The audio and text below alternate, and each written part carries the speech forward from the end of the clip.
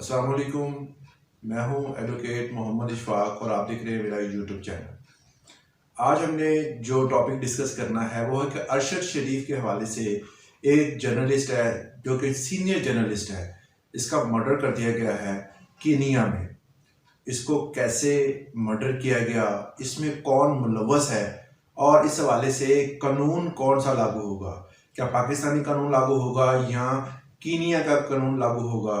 तो इस हवाले से इस पूरे प्रोपेगेंडे में जो इनका मर्डर होगा उस हवाले से हम आज की वीडियो में हमने डिस्कस करना है।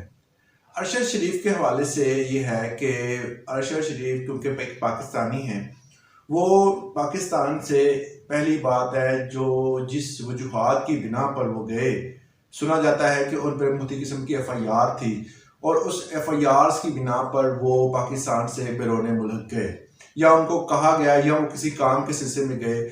कोई भी वजह हो सकती है। पाकिस्तानी अक्सर जर्नलिस्ट ट्रैवल करते हैं और एक मुल्क से दूसरे मुल्क में जाते हैं काम के सिलसिले में या किसी भी सिलसिले में। अगर कोई बंदा बैरून मुल्क जाकर या उसका मर्डर हो जाता है या किसी वजह से किसी भी पाकिस्तानी की किसी बैरून मुल्क जाकर मौत हो जाती है और उस मौत की जो वजह है वो सामने नहीं आती, तो वहाँ का जो कानून है वो हरकत में आता है और उस मर्डर का पता लगाने के लिए वहाँ का लॉ, जिस जगह पर मर्डर हुआ होता है उसी जगह के लॉ को फॉलो किया जाता है।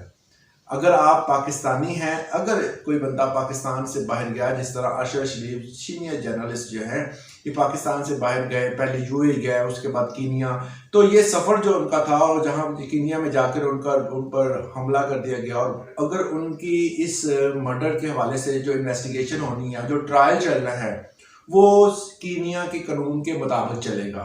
उनकी अदालतों में जो भी कानून है, जो उनका लॉ कहता है, उस हवाले से उसकी इन्वेस्टिगेशन होगी और उस हवाले से उसका जो तमाम जो भी उस पर नतीजा सामने आता है तो वो आवाम के सामने रखा जाएगा। फिलहाल जो उन्होंने अपना एक नतीजा सामने रखा है वो कहते हैं जी गलतफहमी की बुनियाद पर अरशद शरीफ को जो है वो हमने किसी और बंदे को पकड़ना था क्योंकि अगवा का कोई मामला था। 3 बार स्टेटमेंट को चेंज कर दिया गया है। पहली स्टेटमेंट जो थी वो जो भी न्यूज़ एंकर्स थे उन्होंने डिफरेंट स्टेटमेंट्स दी। क्या जी पहले जी उनको किसी भी बंदे ने जो दूर से फायर मारकर जो है उनको उसका मर्डर कर दिया गया है। उसके बाद जो कहा गया जी गलतफहमी की बुनियाद पर डिफरेंट किस्म के जो है वो इश्यूज सामने आ रहे हैं, मगर एक तहकीकाती रिपोर्ट अभी तक सामने नहीं आई। तो वो जो तहकीकाती रिपोर्ट बनेगी वो कीनिया के उस लॉ के मुताबिक बनेगी, उसी कानून के तहत बनेगी और उनके मुल्क में ही इन्वेस्टिगेशन कंप्लीट होगी।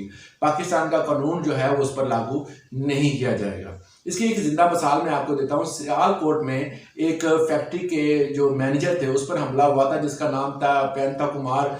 उस पर जब फैक्ट्री का जो वहाँ पे मुलाजमीन थे उन्होंने हमला किया था, कुछ इश्यूज ऐसे बने कि उसकी वो उसमें जान चली गई, उसको मारा घसीटा, उसके बाद आग लगा दी। जो भी वाकया पेश आया वो आपके सामने है।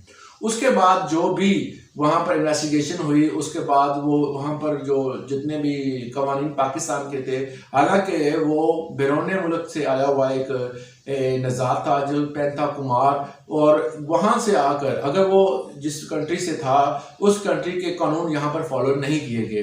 पाकिस्तानी कानून के तहत तकरीबन 89% को जो है वो सज़ा दी गई थी, जिनमें कुछ को सजाए मौत भी दे दी गई और कुछ को उम्र कैद भी सुनाई गई।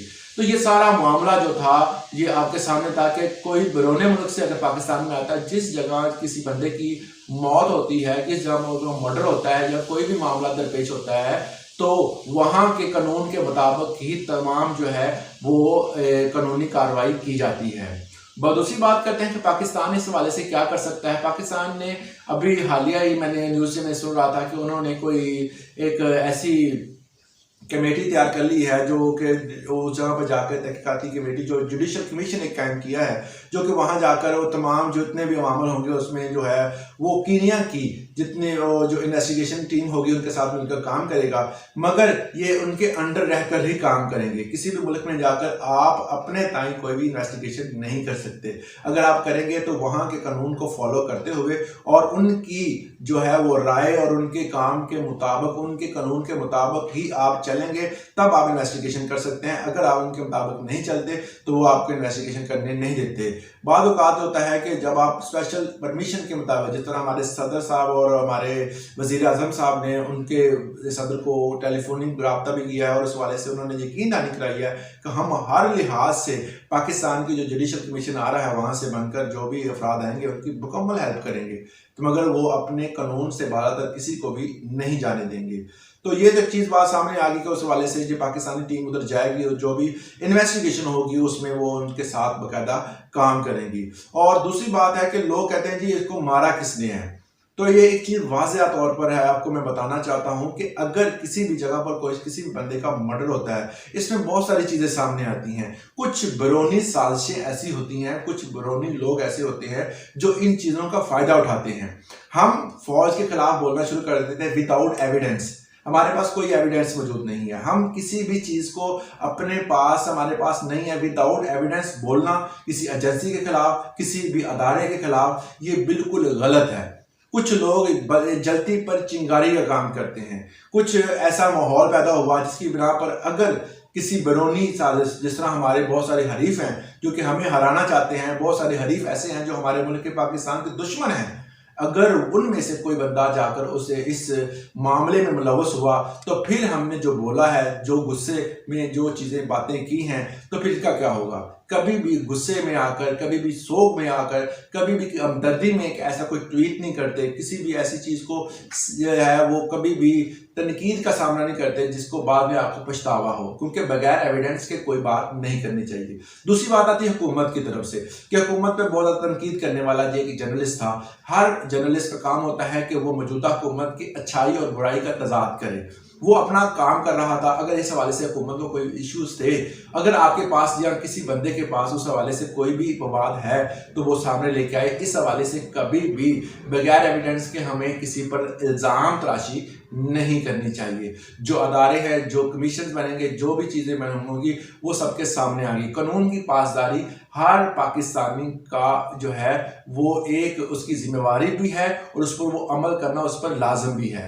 दूसरी है जी बैरूनी साजिश भी हो सकती है। 3 पॉइंट्स हमारे सामने है। अगर वो एजेंसी के खिलाफ बोलता था तो उस हवाले से अगर किसी के पास एविडेंस है, कोई बगैर एविडेंस के बात बिल्कुल भी नहीं करनी चाहिए। दूसरे नंबर पे है पीडीएम, मुख्तलिफ किस्म की जमातें मिलकर जो है वो हुकूमत पे हैं। इस हवाले से लोगों को एक शक व शुबात ऐसे हैं कि जी इस हुकूमत ने मिलकर ऐसा कोई बात की है। तीसरी चीज़ जो आती है कोई बैरूनी साजिश भी हो सकती है, क्योंकि पाकिस्तान बहुत सारी साजिशों का शिकार पहले हो चुका है। इस चीज़ों का शिकार होने से बेहतर है कि जब बंदा कोई बात करे, आप अक्सर बात रीट्वीट करते हैं लोग, जिस तरह एक हालिया ही एक ट्वीट ऐसा सामने आया जो कि मरियम नवाज का था, इंतहाई अफसोसनाक ट्वीट था। उस ट्वीट में उन्होंने जो है वो ऐसी बातें की हैं जो कि काबिल मजम्मत हैं, बल्कि उनको इस चीज़ पर माफ़ी मांगना पड़ी। तो इसलिए कोई भी ऐसी बात ना करें कि किसी दूसरे बंदे की दिल आज़ारी हो, क्योंकि वो फैमिली अभी सोगवार है। आप उनकी तस्वीरें शेयर कर रहे हैं, उसके हवाले से उन्होंने एक वीडियो शेयर की कि प्लीज़ हमारी फैमिली की तस्वीरें ना शेयर करें, उनके बच्चों की तस्वीरें शेयर कर रहे हैं। तो कुछ ख्याल किया करें कि आप जो बात कर रहे हैं कि क्या ये मुल्क पाकिस्तान की सालमियत को नुकसान तो नहीं पहुँचा रही, क्या इस वजह से मुल्क पाकिस्तान को नुकसान तो नहीं हो रहा। इन चीज़ों का ख्याल करते हुए बात करें। जब टीम बन गई, जुडिशल कमीशन बन गया है, उस वहाँ लॉ एंड ऑर्डर की सूरत हाल को देखते हुए इन्वेस्टिगेशन होगी, जो चीज़ सामने आएगी वो आपको बता दी जाएगी। उसके बाद आप फैसला करें कि आपने किस पर इल्ज़ाम तराशी करनी है। इल्ज़ाम तराशी करने से पहले ज़रूर देख लिया करें कि अभी कोई भी हतमी फैसला नहीं हुआ। यहाँ पर जो कीनिया में जो पोस्टमार्टम हुआ था, पाकिस्तानी ने अब फैसला किया है, उनकी फैमिली ने फैसला किया है कि हम इनका पोस्टमार्टम दोबारा करवाएंगे।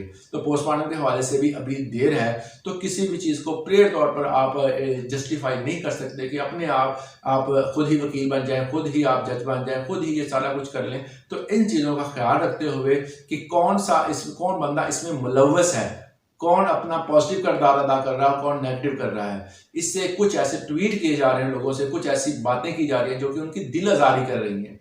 हमें चाहिए कि हम अरशद शरीफ के हवाले से जो है वो पॉजिटिव चीज़ें सामने लेके आएँ, उनके फैमिली का और इस मुल्क के पाकिस्तान की सालमियत को जिससे नुकसान ना पहुँचे। उम्मीद करता हूँ इससे आपको फ़ायदा हासिल हुआ होगा। आज के लिए इतना ही, इजाज़त दें। अल्लाह हाफिज़।